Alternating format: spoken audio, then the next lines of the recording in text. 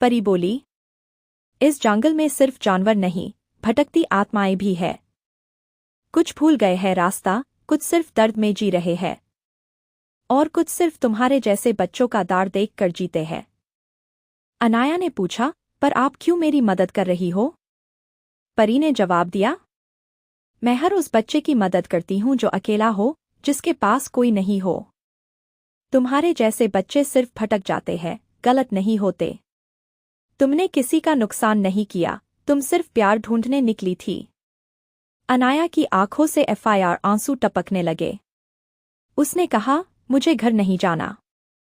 परी ने उसके सर पर हाथ रखा, घर वही होता है जहां तुम्हें समझा जाए। लेकिन तुम मुझे वादा करो, तुम दार के भागती नहीं रहोगी।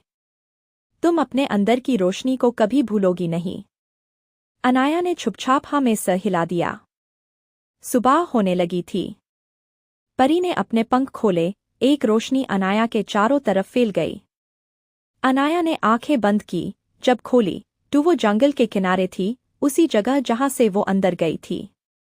दूर से आवाज आई, अनाया, अनाया। उसकी माँ रोटी हुई उससे बुला रही थी। अनाया भागकर माँ से लिपट गई।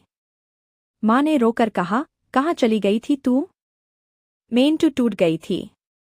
अनाया ने कुछ नहीं कहा, सिर्फ माँ के हाथों को पकड़ लिया। लेकिन जब माँ ने उसके हाथ देखे तो उसमें एक छोटी सी चमकती रोशनी थी, एक छोटी सी परी जैसे चीज।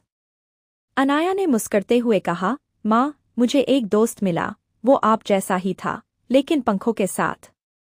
और उस दिन के बाद अनाया कभी अकेली नहीं लगी।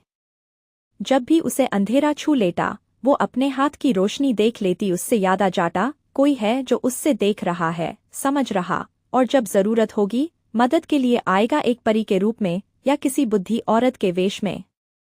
ऐसे ही और परियों की कहानियां सुननी है तो आज चैनल को सब्सक्राइब कीजिए और कहानियां सुनिए।